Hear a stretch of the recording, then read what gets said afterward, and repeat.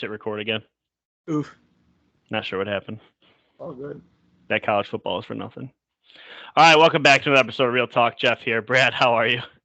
I'm fantastic, man. Wild weekend of college football, though, huh? Wild weekend. Gotta love technical difficulties and audio issues. That's all I gotta say here. But we're here. Football's back. First thing we're gonna do. There's tons of stuff on this pod here. First thing we're gonna do during our division breakdowns, we were kind of more likely to pick the team we were talking about. So sometimes you get a little fluctuated with how many wins you're giving a team. The grand total of total wins we can have is 287. We had to make some adjustments. I had to make 15 adjustments. How many do you have to make? So, just a little correction here. The total that wins that you have to get to is 272. You had 287. Oh, okay. Which is because you were 15 over. But for those of you, just a quick math breakdown. If you add up every team's win-loss, there's going to be 272 wins handed out and 272 losses across the board. So you got to get there. What was your question? Basically, so how many were you off? I was off 15. How many were you off? I was 6 over. But that's good. I was actually a lot closer than I thought, and you were 15 over. But just like we kind of talked a little bit off air, not giving each other too much away here, but there was some teams I felt like I wanted to add wins to as well. So it ended up being a lot that I wanted to fluctuate to kind of get it right. But I'd say there's just as many teams that I did not touch that I did. So it's not like I just went through and erased everything that I predicted. Yeah, I only had to take away 15 wins, but I made 20 total corrections. And some teams I made multitude of corrections to. Like, spoiler alert, there's a team on here I took 4 wins away from. 4 wins is a lot. There were teams that I gave 2 wins to. There were teams I took 1 away, gave 1. I mean, I was diligent. I made some smart choices here. But I wanted to shout out my buddy Jordan McGuire, J-Mag, listener of the pod. But he texted me after listening to our last one, AFC North, and he's like, bro, you sold me on the Steelers. So he comes back to me and he said, I added 2 wins to him. That's what he said. Well, I was like, count up all your wins and see if you're at 272. He was at 274, and it was after he added the 2 from the Steelers. He took them back off. So he actually, like, when he just did it on his own, like, it just happened to be. And he's more of a harsh critic than we are a lot of times, so it makes sense his was going to be lower. But, yeah, he was right on the 272 before I had him switch with our last pod. But that's crazy, man. 272 right on the dot. So I didn't ask you this. Do you have all your corrections written down, or you just have your new records? I have my old and new for every team. Okay.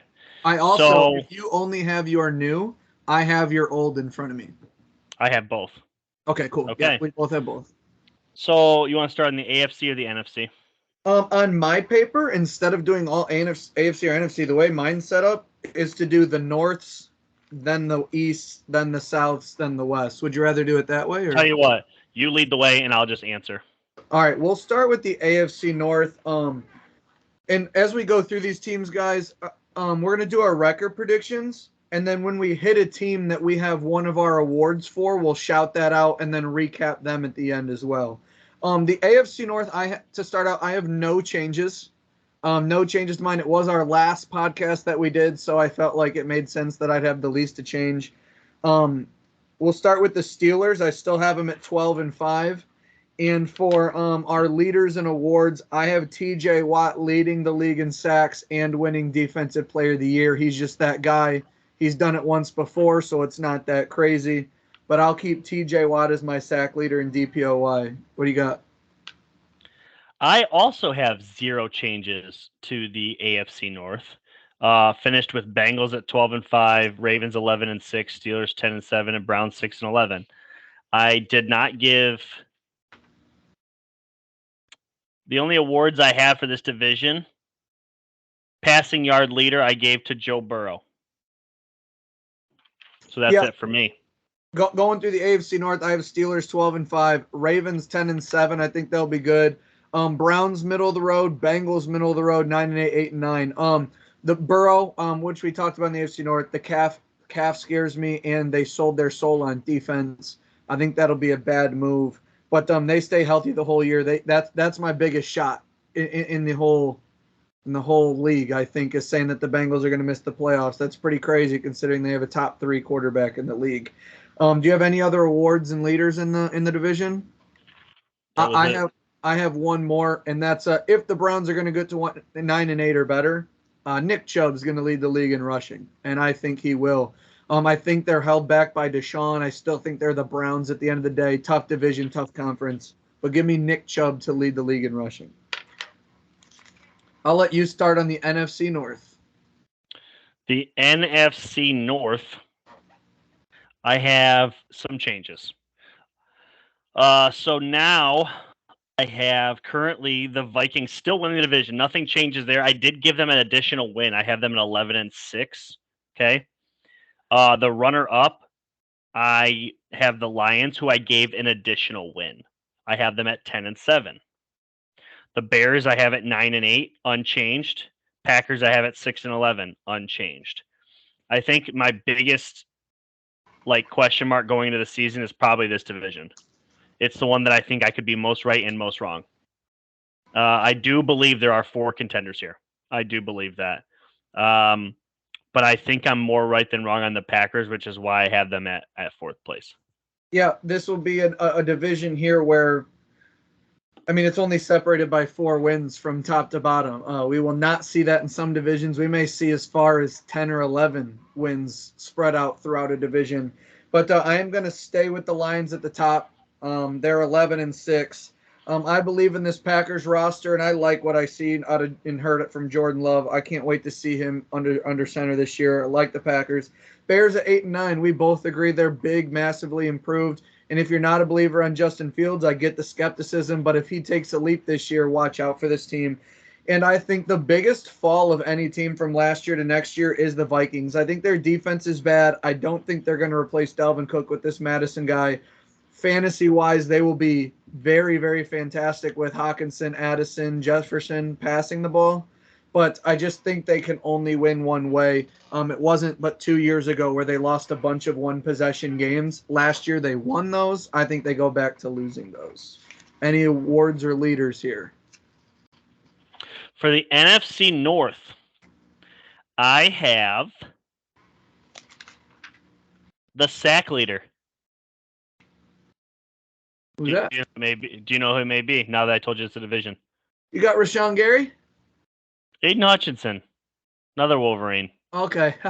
Aiden came on real tough last year. I think that now that he has a year under his belt, kind of understands this league, I think he's in for a really big year. And I think he could really establish himself as one of the elite pass rushers. And this isn't a shot at the other guys, but some of those guys, they're getting older. It's harder to stay healthy in this NFL. He's still young. Year 2 might be big for him. I could see 17 sacks being enough to get it. Yeah, also with what this Lions offense did last year and plan to do this year, they could be in the lead for a lot of games, and that's hunting time there in the second half. So what did he finish with, 8.5 last year? I think so. Yeah, that sounds about right. But he got a lot in the second half. You're right. He really turned it on. Yeah. Well, I got nothing from this division. Okay. Whole lot of fun, but I ain't got nothing crazy over there. Notice we both passed on Justin Jefferson. So you had Jamar Chase, mine's yet to be said. Yeah. I had Jamar Chase for what? Oh, you had Joe Burrow for passing leader, not Jamar Chase for receiving leader. My fault. Yep. That's not a shot at Justin. I think Justin could be in for a big year. I just have somebody else. Yeah, same. We're going to start with the AFC East here. Moving on. We are going to, let me pull this back up on my phone. AFC East. This is funny. This is our 3rd division. This is the 3rd straight division that I have no changes in any of my my record here. So we're going to start with the Bills leading the division at 11-6.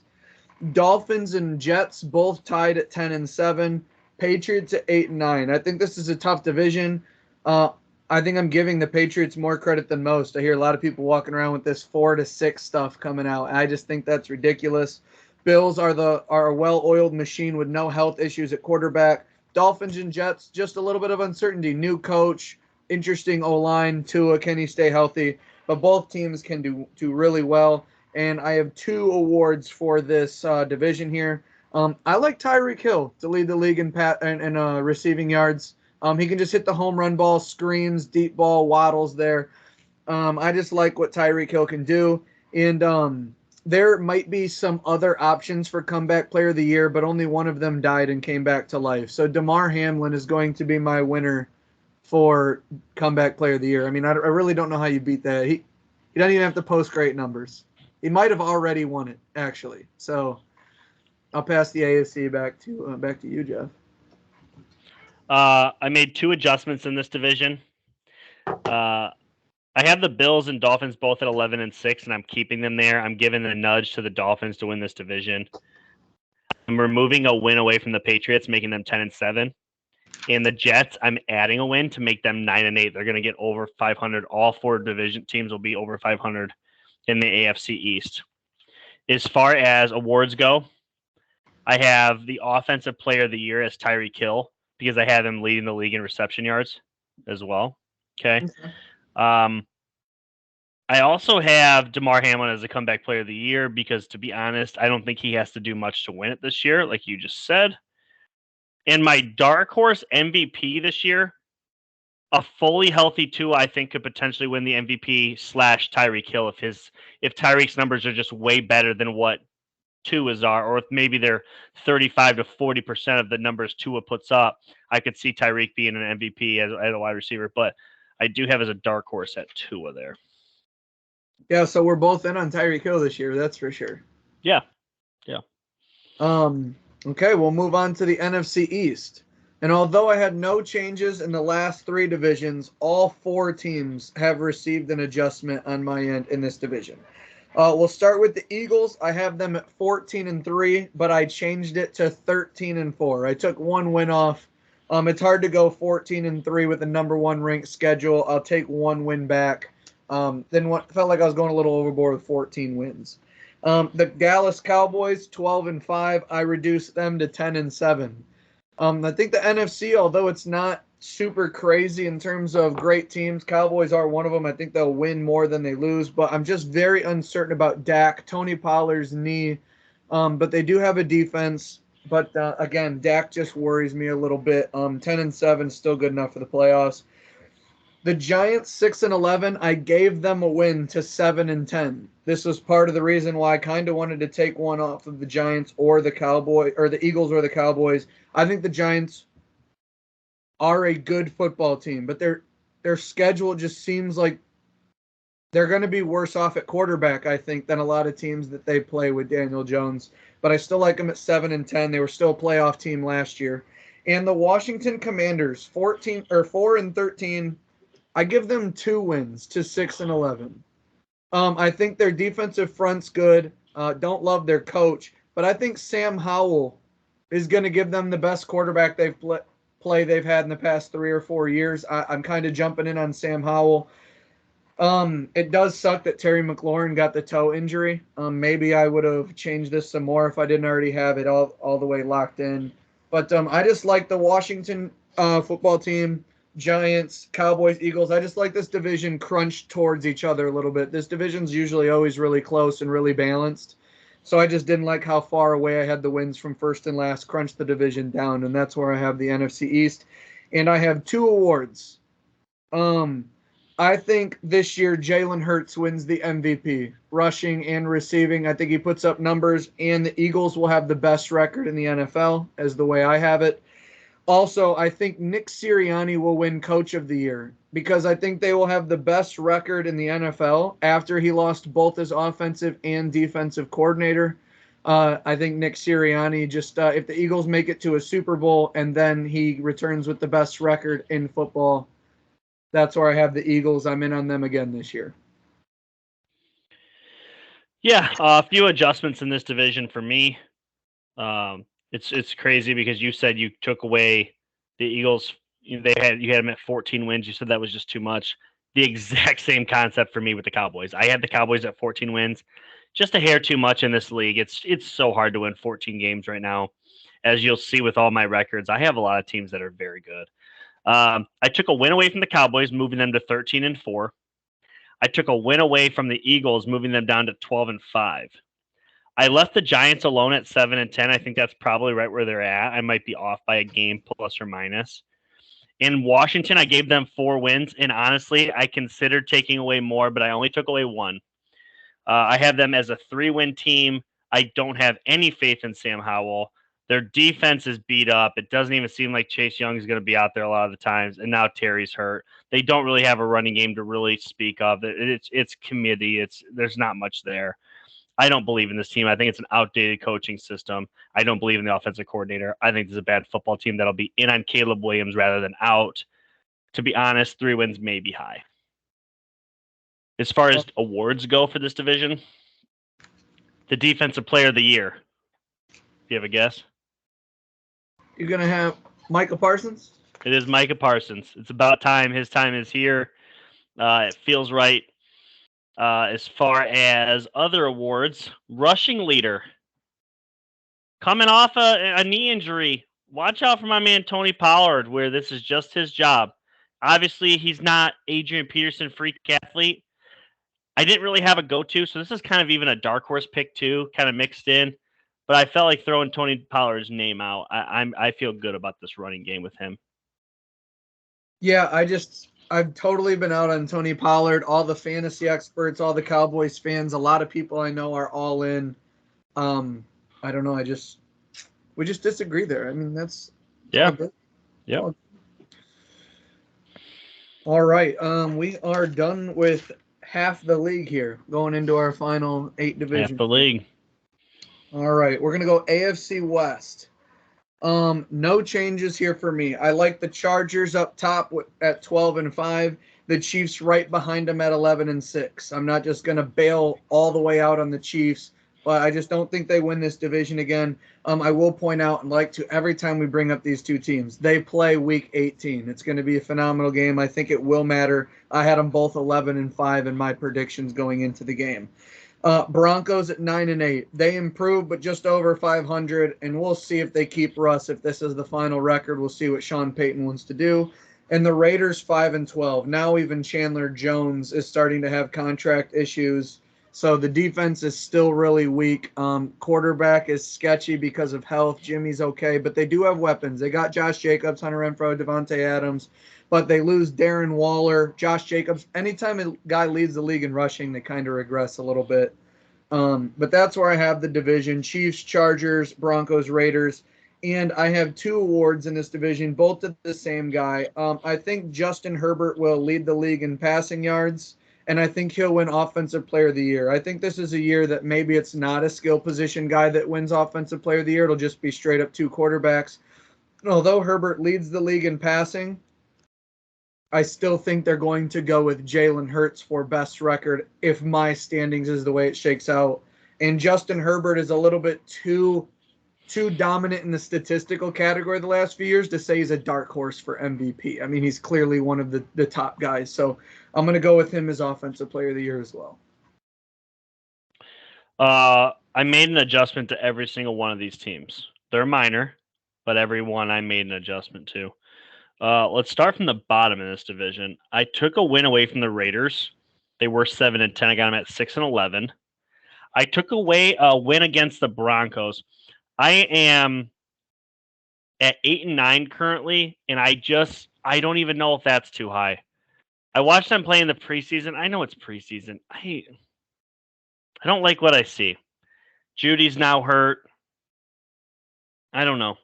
This team could either really shock me and win 12 games or float around 5-7 wins, and I wouldn't be shocked either way. I think this is a very dark horse team. I got them at 8-9. I think it's fair. Next up, the Chiefs. I had them at 9-8. If you remember in that pod, I basically told you I couldn't find a ton of wins, but I told you they would win 10. I actually gave them +2 here. I got them up to 11. They're 11-6. But it's not enough to win the division. I have them losing the division to the Chargers, 11-6 as well. I took a win away from them. I had them at 12. So both teams are at 11, tied up, but Chargers win that division. Take it on the phone. Yeah, as far as the awards go, I don't have any for this division. None. Yep. So That is what it is. Just to the Broncos too. It's like everyone's like, well, they can hang their hat on their defense, but they lost Bradley Chubb and their defensive coordinator Vic Fangio. So it's like, I don't know. it's a lot there. Yeah. We'll move to the NFC West. I think the NFC West is one of, if not the most top two, bottom two in the entire league. I just think there's two really good teams here and two really bad teams. We'll start with the 49ers. I had them at 13-4. I then thought maybe I'm giving too much love to Brock Purdy against, with a great roster coming off injury. I still think they're going to be great. I got them at 11-6 though. I took 2 wins away. The Seattle Seahawks, I had at 9-8, bumped them up to 10-7. This team's too good not to win double-digit games, and this is one team that I moved up in wins that I maybe could have moved up even more. I think the Seahawks are capable of 11 or 12 wins. The Rams, I had them at 6-11, and then I thought, how on earth could I give them that many wins? They're down to 4-13, and I'm halfway thinking about making it 3-14 and handing that win to the Seahawks. They're so bad. I think their quarterback is one hit away from a serious back injury. Cooper Kupp is now out, going to see a specialist on his hamstring. Their defense is just, the Rams are bad. Cardinals, I have it 2-15 because how could a bad team be third in the division? But the Cardinals happen to be in that division. Kyler Murray doesn't look like he's even going to play this year, possibly. Defense is awful. They lose D-Hop. Their O-line's not great. And then that video surfaced of their coach giving that speech to the team. Have you seen it? Yeah. Oh, it's hard not to turn the TV off while that thing's going. This team is a mess. They want to get rid of Kyler. They want a new core. They have 2 picks, possibly both in the top 5 next year, top 10. The Cardinals, they're the only team I have under 4 wins, but I may move the Rams. We'll see. But this, you know what? This is the final predictions podcast. Live change. Rams to 3-14. Seahawks up to 11-7. They're still going to come in second in the division to the 49ers. I have no awards. I'll pass it over to you. I changed NFC West. I changed 1, 2, 3 of these teams. Let's start from the bottom again. Cardinals. I had them at 1 win. That's where I'm leaving them. I thought about taking it away. I decided to give it. I decided to leave it there. They win week 1. I don't know what to do. There it is. That's it. That's the one. I do think there's a chance that Kyler plays late in the year and there's something there and they can win a game. They're possible to win a game. But that's about it. The Rams. The Rams, if you listen to any of these division breakdowns and you happen to listen to the NFC West, it was one of my favorite breakdowns, but it's one that when I left the breakdown, I immediately said, I made some mistakes. And one of them was believing way too much that this Rams team would actually stay healthy and actually compete. And as soon as this season has gotten closer, just more and more things have led me to believe that this team's going to be bad. I had them at 8 wins, 8-9. They are my biggest mover, plus or minus. I took away 4 wins. That may not be enough. I do believe that Aaron Donald could be traded at the deadline. There's that for a prediction. I don't know that Stafford's going to stay healthy, and I don't even know what Cooper Kupp is at this point. Rams 4-13, could be lower. The Seahawks, weirdly enough, of every team we broke down, I gave the Seahawks 11-6 record, and I honestly thought to myself, I left meat on the bone. I gave them 1 additional win. The only concern I have in this team is quarterback play. It's the only thing. That's it. Everything else I think is there, set, ready to go. They have so much talent. They have the perfect Madden team. It'll be interesting what they do. I think 12-5 isn't exactly their ceiling, but I have them there at number 2. And then one of the biggest movers as well, I took away 2 wins, but that didn't matter because they're still 13-4. I just thought 15 wins for the Niners was too many. It's just too many. Not that I don't think they're going to be great, because 13-4 is great, but just 15 was too many. I took 2 away. So it's still the Niners on top of the NFC West. As far as awards go for this division, I do not have any.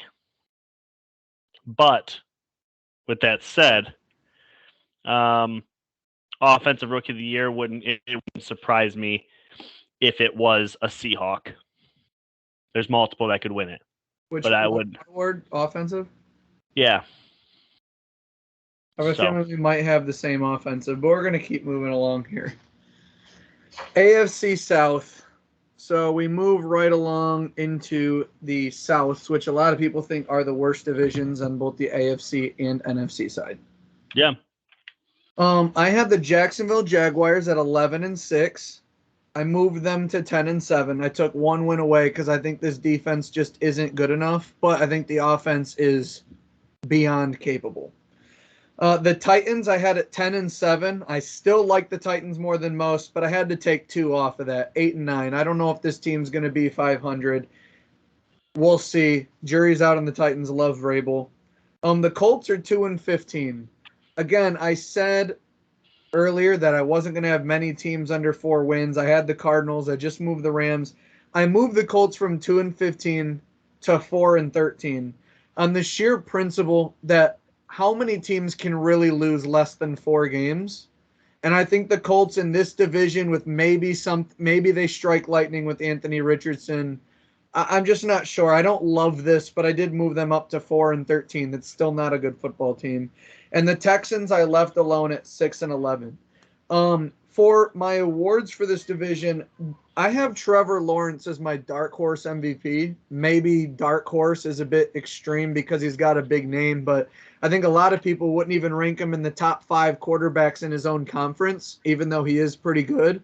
But if this team's defense sticks together and Trevor Lawrence throws for, which is possible, over 40 touchdowns this year and keeps his interception, I just think there is a path for the Jags to be the division leader, potentially the number 1 seed, and for Trevor Lawrence to have over 4,500 yards, 40 touchdowns, and under 12 picks. I just think there is a path for it. And I think Trevor Lawrence, dark horse MVP. And then I didn't want to overthink this. I just thought, what is the most loud way to get yourself a defensive rookie of the year? And it's usually sacks. Will Anderson Jr. is one of the cleanest prospects coming out of Bama. He's been good the last 3 or 4 years that he's played. And he's on the Texans, which has a sneaky good defense. I'm going to take Will Anderson Jr. for Defensive Player of the Year here. And I'm kind of trying to say just don't outthink the room. That makes sense. I think he is the favorite on FanDuel. But I will toss the AFC South over to you. Yeah, you have way more optimism for the Colts than I do. I think they are flat out bad. I knew I don't see this working out. I didn't adjust their record. And if you were listening to the AFC South, the very first division we did, I gave them 1 win. And I'm sorry, after Taylor's not going to play the first 4 and we don't know when he's going to play, I think it's more credible than ever. I also did not adjust the Texans. I think I have them perfect, 5-12. I think that's right where they need to kind of be. I did adjust the Titans and the Jags. While the Rams, I took away 4. I took away 3 from the Titans. This, I had them as a 10-win team, and that was just flatly too many. Potentially injuries coming down the line for Derrick Henry at this point in his career. Ryan Tannehill's been regressing for years. It's a good football team, but the AFC is so good. It's just too good to have mediocre quarterback play and too many question marks on offense, basically winning 10 games. It wasn't enough for me. I had to regress them. I have them at 7-10. I also took away a win from the Jags. I had them at 12-5 to now 11-6. I think this is a great spot for them. They haven't really won this division in a couple of years. Well, obviously, they won it last year, but that was kind of like a come from behind. This is going to be kind of leading the whole way. They're going to have more of a target on their back. I do have the Jags at 11-6. As far as the awards go for this division, I have Doug Peterson winning Coach of the Year. Dougie. Yeah, I think that is That's definitely in line for him. And I realized through all this that there were 2 different awards I never even spoke on. You want to go back and get them, or are they in the next division? They're not. So real quick, as far as defensive rookie of the year, this comes out of the AFC East. Kind of homerish, but I've seen him play in the preseason, and I think there's a spot here. It might be a steal. Keon White, defensive end, as you alluded to. Sacks is what gets you rookie of the year, and I could see him getting 8 to 10 in his rookie year. I think that there's a potential there. When he was rushing the passer, he was very good. And the MVP. Out of the AFC North, Lamar Jackson wins his second. In what is finally turned loose in an offense, adding the pieces around him. He still has those legs, puts together a full season being paid, and tells everybody I was worth every dollar, wins the MVP. We can go on to our last division here. NFC South is the last division. It's going to start for me with the Saints. I had them at 11-6, and I thought, should I add more? Should I take some away? I just stayed put. I like them at 11-6. I don't think that's too much. I don't think that's too low. Although everybody fantasy drafts may be over. I know all mine are. I got the Saints in all 4 of my leagues on defense. I tried to recommend to other people under the table, maybe you should do that. They just don't play enough high-quality quarterbacks to not win at least 9 games. The Atlanta Falcons, I took 2 wins away purely on who their starting quarterback is. I took them from 11-6 to 9-8. I think Ritter will hold them back, and I'm crossing my fingers for a team I like to root for in the Falcons to get a quarterback I like to root for in Kirk Cousins after this year. I think there's a real chance Kirk leaves the Vikings. I think it'd be a home run hit in the Falcons dome team. Those weapons, run it. The Buccaneers, I had at 8-9. And I'll be honest, I love them at 8-9. I think that's where they should be. But every single person I talk to tells me I'm crazy. And normally I stick with my guns, but I'm talking every Bucs fan I talk to, every Baker Mayfield fan I talk to, anyone who I think would help me root for the Bucs has crushed my dreams. I'm knocking them down to 6-11. Maybe they just aren't that good, and maybe I like them too much. I just think with Mike Evans, Godwin, everybody likes this new running back, White. I think their front 7 can still get it done. I'm hesitant, but I moved them to 6-11. And I thought, where should I put those wins? Again, the principle that not many teams are going to win under 4 games. I had the Panthers at 2-15, and just as much as I say it's hard to win 15 games, it's hard to lose 15 games as well in the NFL. So I have them at 4-13. I ended up with 2 teams under 4 wins. I believe that's the Rams and Cardinals in the same division, believe it or not. But Panthers at 4-13. Although I'm not super high on Bryce. Actually, I'm not even high on Bryce Young or their coach or their team. And Brian Burns isn't showing up right now to practice. I'm just going to put him at 4-13. I think that's where most bad teams' floor should be. It's the awful teams that should be under that, and that's where the Rams and Cardinals are for me. In terms of awards, it's got to be my boy from Texas, man, Bijan Robinson. He's him. 4 fantasy leagues, 4 Bijan Robinson jersey on the way. Number 7 for the Falcons. I was able to watch him every game the last 2 years for Texas, and he was an NFL player the last 2 years. Believe it or not, he's only 21. He's going to do some fun things on the NFL in the NFL this year. I can't wait to watch Bijan Robinson. Every single team got an adjustment, and I made 8 total win adjustments. There's a lot here. Sure. We'll start from the bottom. Now, wait, sorry. Panthers, 3-14. I gave them 2+ wins. So I have them moving up to 5 wins now. Kind of the same thought process you did. It's crazy how we're always kind of in sync on this. I just think that right away, probably not going to be great. Mid-season, I think this is going to be a team that can win some games. I think there's enough offensive firepower, enough veteran leadership that's not going to let this team just get bullied around. 5 wins seems right where they need to be. The next team on this list was the Buccaneers. I had them at 9-8. It's just too many. I think they're going to be sellers at the deadline as well. I have them taking 2 wins away, making them 7 and they're not 7-8. That would be 7-10. Okay, sorry, I had that written down wrong. So they're now 7-10. The Falcons are the number one team outside of the Rams. The Rams were the number one team, but the Falcons were the second team where I'm like, I just overdid it. You just like the Rams, you can't win that many games and be injured. And the Titans, you can't win that many games and be average at quarterback. The Falcons, I gave 10 wins, and I just said to myself, they're well below average at quarterback, and that's not going to get it done. At their peak, I think where they will win games is Taylor Heineke, Bijan Robinson, Kyle Pitts being involved, Drake London taking a step forward. I think that's where they kind of, and Jonnu Smith maybe contributes. If that's the case, took 2 wins away, I have them at 8-9. I think I like 8 more than I liked 10. 10 just seemed way too high, and I could probably take 1 more away. I didn't. And if I were to take 1 away, I would just give it to this next team. I took 2 away from the Saints. I had them at 13-4. Even after doing their schedule, realizing they're probably better than a lot of teams, I still don't love their coach, and this is the NFL. 13-4 was too many for them. I just have them at 11-6. As far as my offensive rookie of the year, shouldn't be any craziness here. I think it's Bijan Robinson.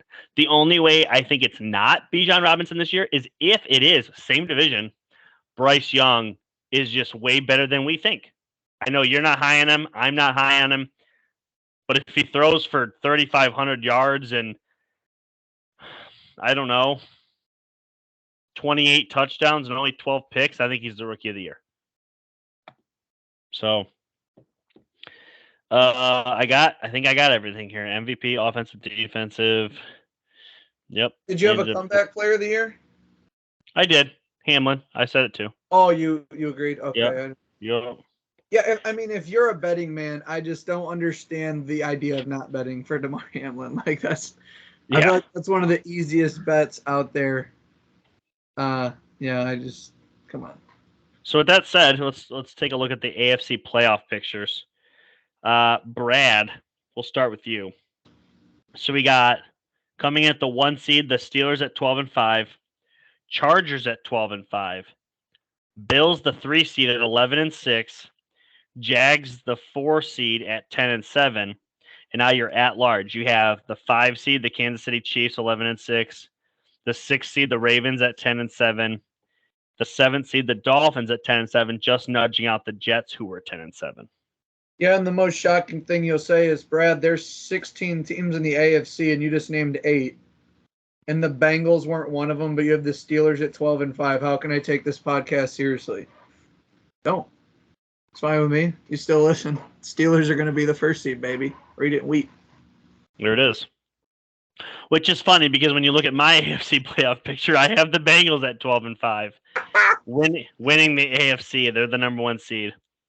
I have the Jags coming in at 2. They're 11-6, and you're going to notice a trend here. So just be prepared. The Dolphins coming in at the 3 seed at 11-6. The Chargers taking the AFC West at 11-6. I have the Ravens taking the 5 seed at 11-6. I have the Bills coming at the 6 seed at 11-6. And I have the Kansas City Chiefs rounding out the 7th seed at 11-6. I did not do that intentionally. It worked out that way, and to be honest, I don't think it's nuts.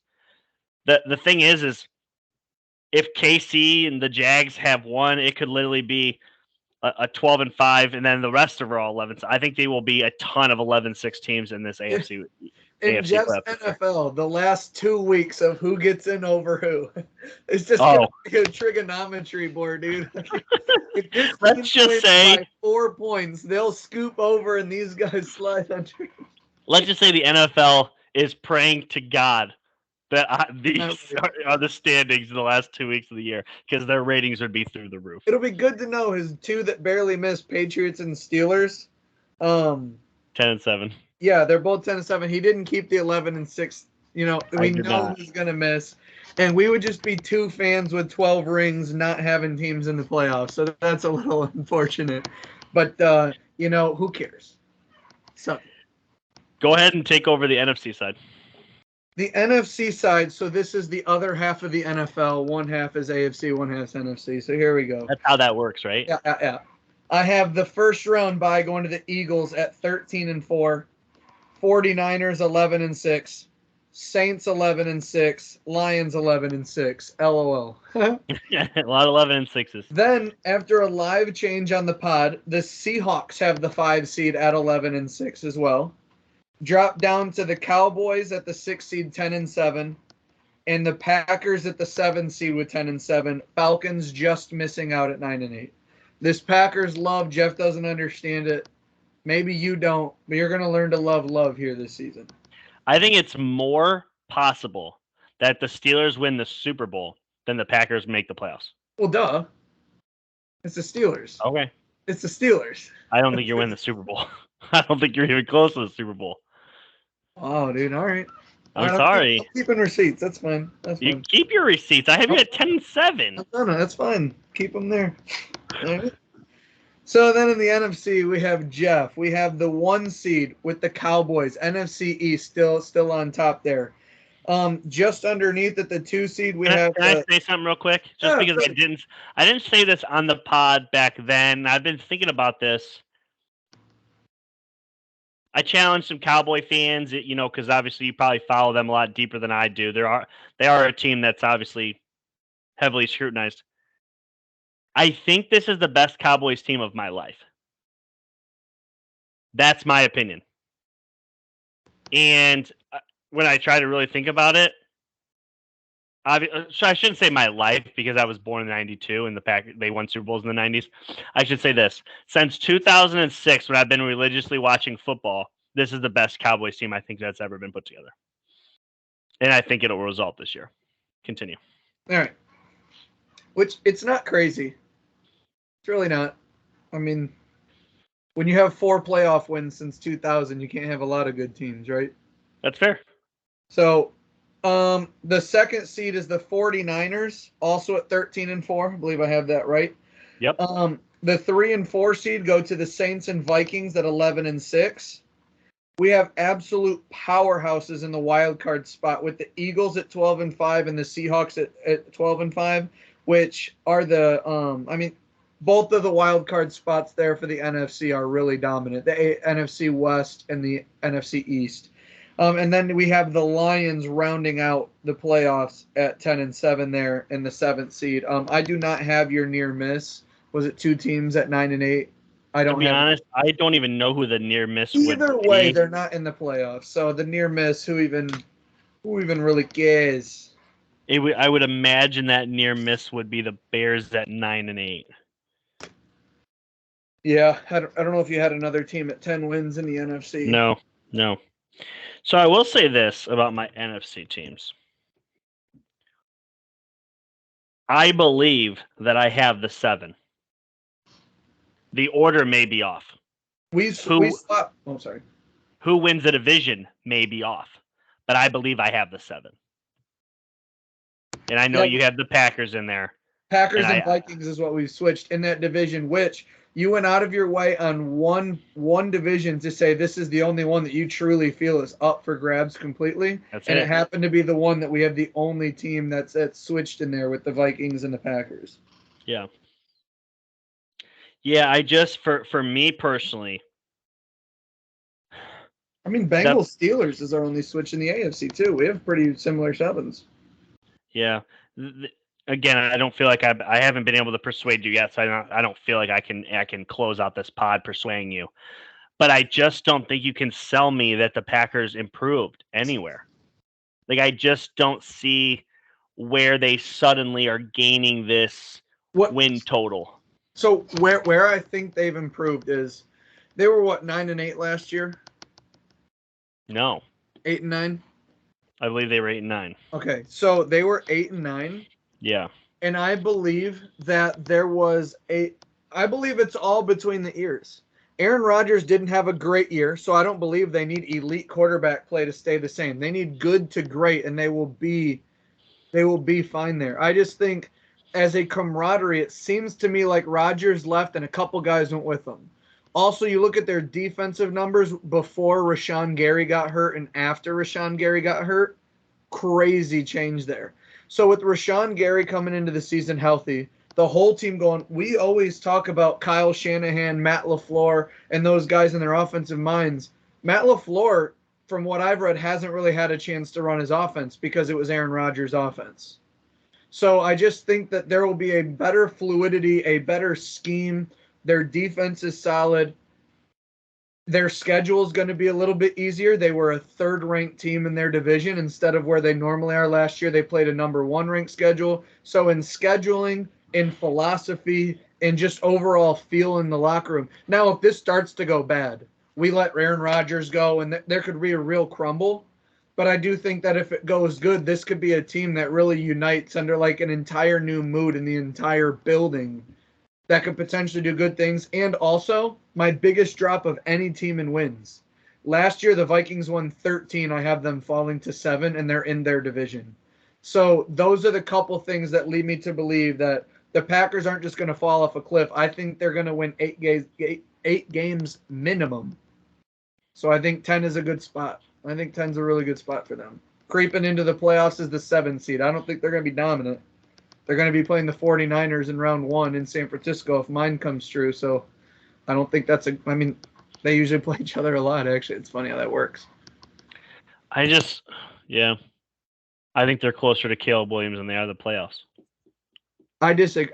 I guess, and that's another thing, too. You got to believe a little bit in Love. If you're out on Love, there is no persuading.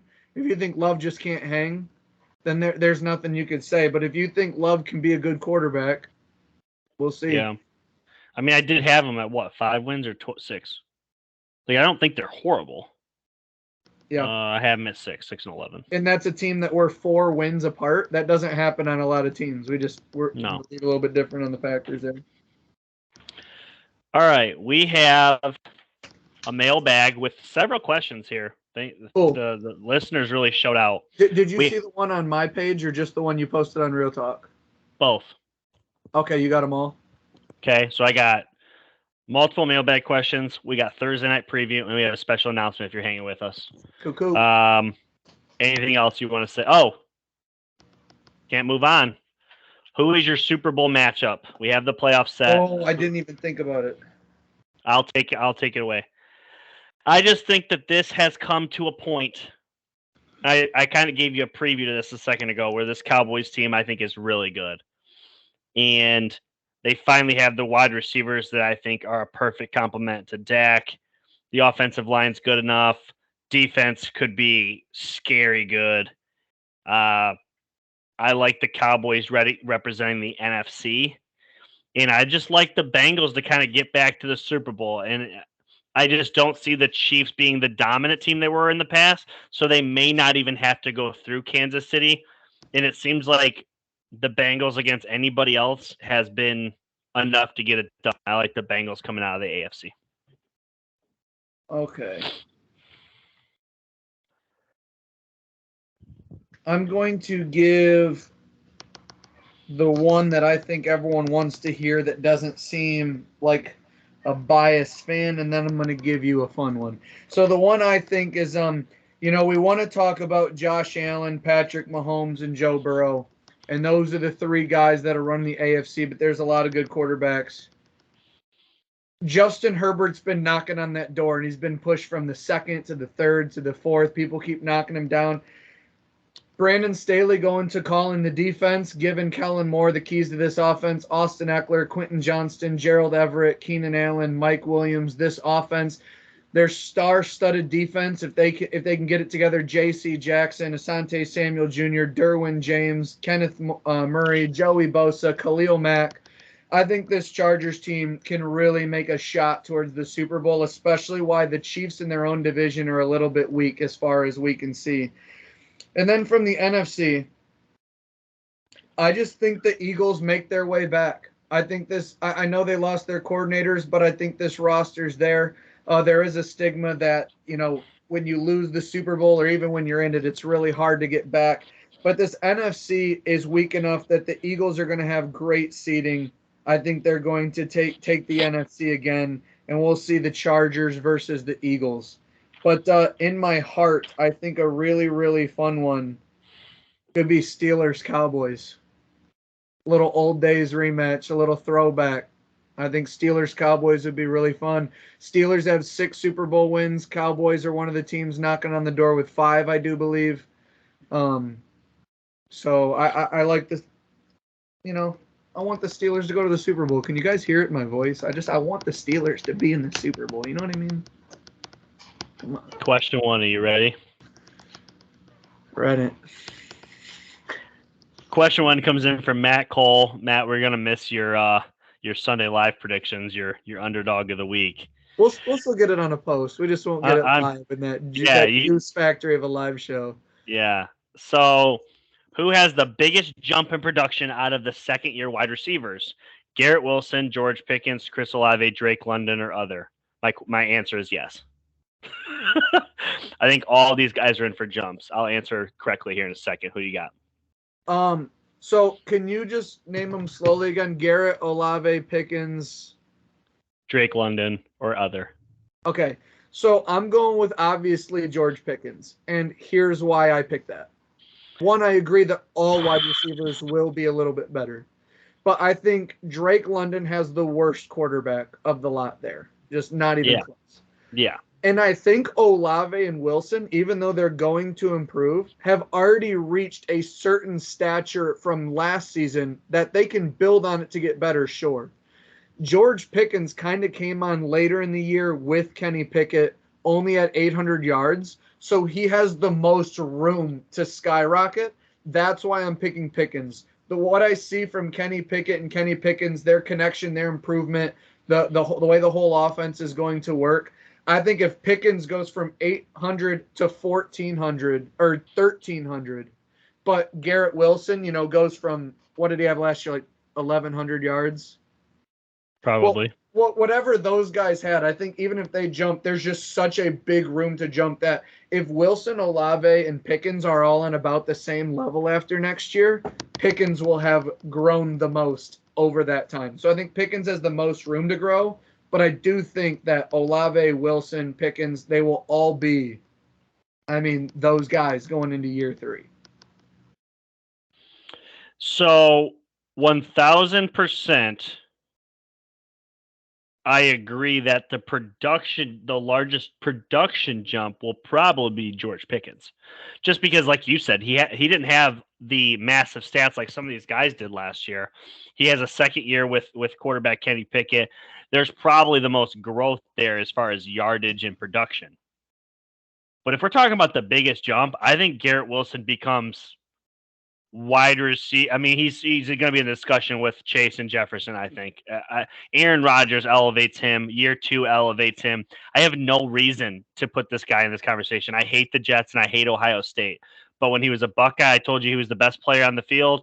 And now that he's the Jet, I think he's probably the best player on the team. I think he's a stud. I think he's a true wide receiver 1 in this league. And he has Devontae Adams upside with Aaron Rodgers. So I feel like that's got to be my answer. I also disregarded Drake London. And I'm still going to. But moving to the other guys, Chris Olave does great work with the deep ball, and he's got Derek Carr now, who's a great deep ball thrower. And Garrett Wilson has Aaron Rodgers, who not only is just Aaron Rodgers, but no matter who the number 1 target for Rodgers has been, he always feeds that guy the ball. Like Garrett Wilson's going to be getting so many check down looks, so many fades, so many bubble screens, so many everything. Aaron Rodgers has identified who Garrett Wilson is and is going to feed him as such. Look for Garrett Wilson to have 120-plus targets this season in the NFL. I don't think that's crazy. This question comes in from your dad. If Kenny takes a huge step, and with that defense Pittsburgh has, how far can Pittsburgh go this year? I'll let you take this Super Bowl, Dad. What are we talking about? I've tried to sell the Steelers. Again, if Kenny makes that leap, if he plays the quarterback play like he did against the starters and the Bills in the preseason, or how he played late last year.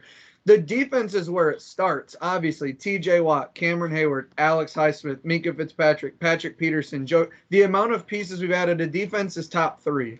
That's done deal. Everybody knows that. But if Kenny Pickett really makes a huge leap, like one of those big jumps, Deontay Johnson, George Pickens, Pat Freiermuth, the sky is the limit for this team. And yes, Dad, we have a top 5 head coach in the NFL as well. And we have the kicker who's 11th all time in field goal percentage. Yeah, this team can win a Super Bowl. So here's where I come back down to earth, I guess. I Okay. have them at 10 wins, and I think I'm being fair. I think a wild card appearance, I think you'd have to be extremely happy with your season. Unfortunately, in no world do you have a top 2 quarterback in this division. In no world do you have the best team in this division. I just think that overall the Bengals and the Ravens are still the top 2 unless there's a catastrophic injury. And right now, you'd have to feel great about 10-7 a wild card. I think that's how far you can go. Now, if Kenny is just way better than I think he is, like if we're even remotely talking about Kenny in the same breath as Burrow and Lamar, you could be the best team in this division. I just don't see that. I don't even think that's even a possibility this year. That would shock the shit out of me. I'd be like, holy cow, Kenny Pickett is a dog. And I just don't think we're ready for that. I think 31 touchdowns and 14 picks is a great season for him. And that's not a great season for Joe Burrow. So 35-10. Next question comes in from Corey Wilson. And I think this is going to be a kind of a repetitive question, but it's fine. Do the Packers make a surprise visit to the wild card? Short answer, Brad has them as the 7th seed. I have them as a bottom feeding team, 6 wins. Brad thinks they can. I don't. You want to elaborate? Honestly, Corey, if you've made it this far to the mailbag, rewind it probably about 20, 25 minutes. We kind of went in on the Packers throughout the pod. So if you've made it this far, your question's already been answered before we got to the mailbag. But yes, I think they are a wild card team in the NFC. And I don't have them in on a tiebreaker either. I think they are the 7th best team in the AFC, and they are double-digit wins. Matt Cole writes in a comedian question. He says, who are the Niners going to beat in the Super Bowl this year? The Chiefs, the Bengals, the Bills, the Jets, the Ravens, the Dolphins, Steelers. Well, the 49ers may have 2 losses this year to the same team. Their first and last game, they might lose to the same team. That'll be Heartbreak City. I can't right now. If the 49ers make it to the Super Bowl, again, I really, shame on me going back in. Chargers. I like the Chargers.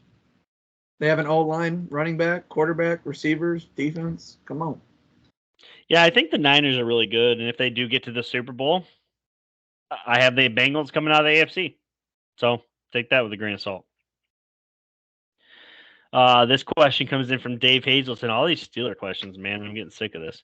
Can the Niners beat the Steelers without Nick Bosa? Yes, but they're not gonna.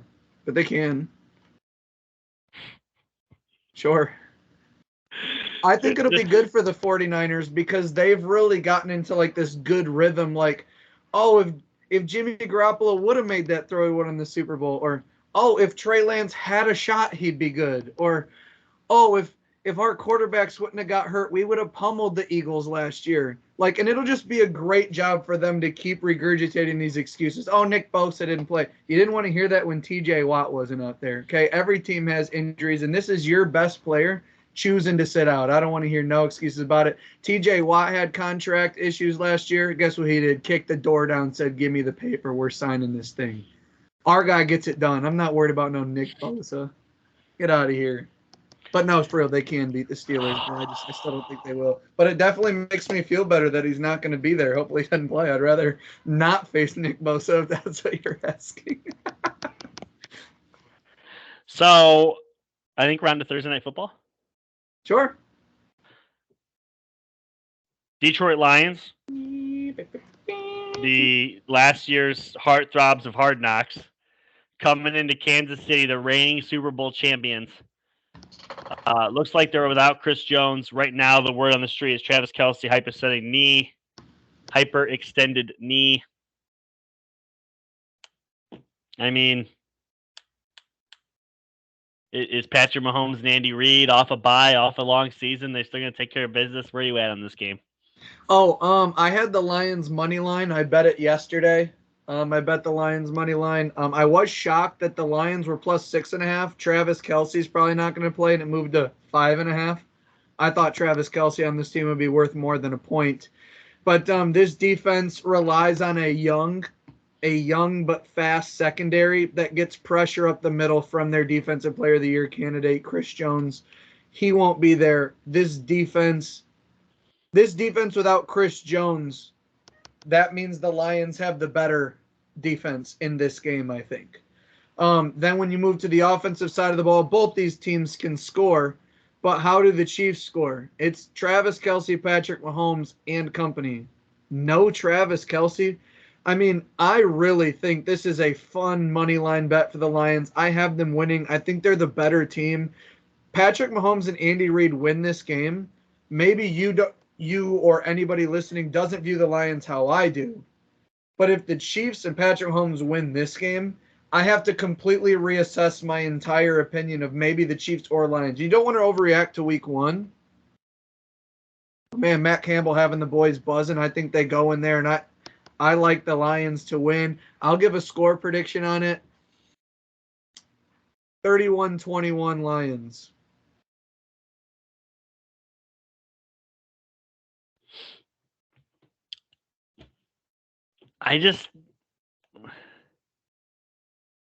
This feels like everyone's betting against this moment for the Chiefs when they shouldn't be. Like, the Chiefs are going to use that. Sure. I could literally see the Chiefs routing them. I'm being serious. I know. Like, they're 38-7. They're the Chiefs. Like bad. Like, just whoop them. And all of a sudden, people... Literally, I think it is more likely that the storyline on Friday morning is why in the hell did we put the Lions on primetime than it is Lions upset Chiefs. That's where I'm at. I would almost put one guarantee on the game, and that's the Lions hitting at least 24 points. Interesting. I don't have a scenario where the Lions don't get the 24 points. They scored the third most points in the entire league last year. Their defense has improved, and they're playing a defense that I think is weak in the Chiefs. Yeah, without Chris Jones, it is. I agree. And no Travis Kelce. I think, sure, in the grand scheme of things, touchdowns, the yards, 3rd and 7s become a lot harder without Travis Kelce. 3rd and 5s don't even feel easy anymore without Travis Kelce. So I just think it's crazy. And this team is integrating partially a new O-line with losing Orlando Brown. So, and you have Aiden Hutchinson and even their other guy, I forget his name, but he did really well off the edge. You add Jack Campbell, Brian Branch, Cam Sutton, EJ Mosley, CGJ. They added 5 new pieces to a defense that I know they were so bad that they can only get better. But, man, the Lions' defense is much improved, especially in the secondary. They're versatile. Their O-line is like their biggest strength of the team. David Montgomery, new weapon, Jahmyr Gibbs, Amon-Ra. I just don't think the Chiefs have the personnel to keep up with this Lions team, although they're better coached and they obviously have Mahomes. I love the Lions here. Like I said, I bet them yesterday. This line's obviously moving with the Kelce news. I am all in on the Lions winning this game, and I don't see too many scenarios where I'm not getting paid on Thursday. I really don't. I just don't see the Chiefs winning this game. Now it's at Arrowhead, real home field. They're dropping the banners. They're getting all that stuff. I don't know, Dan Campbell. He's a motivator. Yeah, I mean, I have nothing else on it. I think KC whoops them. Whoops! Give me a score prediction. No, but put a stamp on it. Think about it before you say it. I got 31-17. Okay. Well, that's almost a 4-point difference in my prediction, just other way. Yeah. 31-17. There's a chance that Kansas City's defense is so bad that is a shootout. But I like Mahomes to do whatever he wants. He's gonna walk up and down the field. They've had all season to prepare. All off season. They've had all season to prepare on a team they don't have tape on. 5 new defensive starters. No. This defensive backfield, like, they allowed so many passing yards. They got the number one corner from the 49ers, last year's number one corner from the Steelers, the number one safety from the Eagles, the top middle linebacker in the draft, and the top all-purpose Bama weapon, safety nickel linebacker hybrid Brian Branch from Bama. You don't have any tape on what this defense is. Aiden Hutchin, you talk about that second-year leap. Come on. Andy's going on a new right tackle. It's no longer Orlando Brown over there, Patty. You better be on your toes, boy. Up to something season. Mahomes is nice, though. Up to something season. So, I feel like this is going to take a second. Yeah. When I first started this podcast back in February of 2020, a lot of you have heard the origin. Maybe you haven't for the first time. Maybe you're hearing it right now. It was initially supposed to be me and a buddy. His name was Jeff. And the idea behind the podcast was Real Talk with Jeff. But there's two of us, right? Unfortunately, my buddy Jeff couldn't commit to that. He guest starred on a pod or two. I love talking football with him. But the perfect person kind of fell into the lap, and it was Brad. And after a few episodes where things just felt right, and this is how things were going to flow, and this is how things were going to go, and I just really felt like I was catching a groove, and we were catching a groove, and I just told Brad, like, are you cool with this being permanent? And that's when I dropped the with Jeff to just make it Real Talk. And the one thing I told Brad then, I said I'd be open to a name change if it ever got to that point. Well, we're three years in and 200 and almost 60 episodes in, and here we are at just like, we just think in order to grow what we're doing, a more unique name to Brad and I in our football knowledge, love, yada, yada, however you want to put it, we felt it was best to rebrand. And that doesn't mean that like Real Talk's necessarily 100% going away.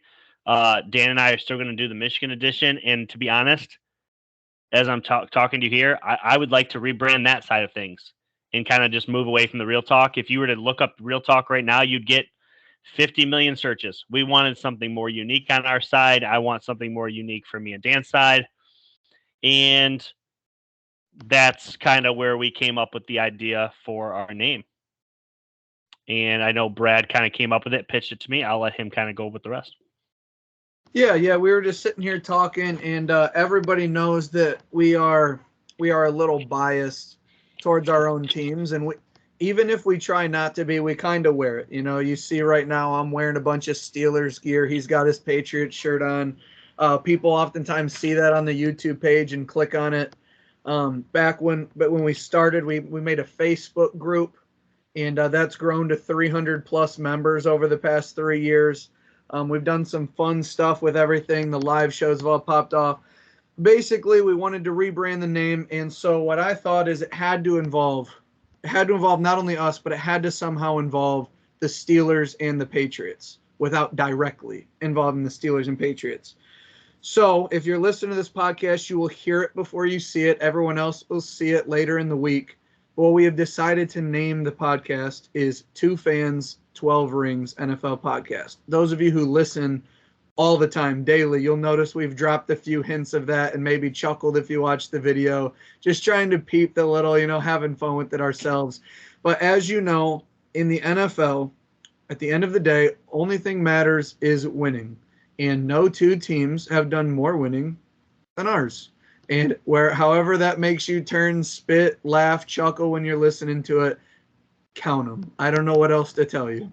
There are two teams with 6 rings, and we are the fans of those teams, and we talk mostly NFL.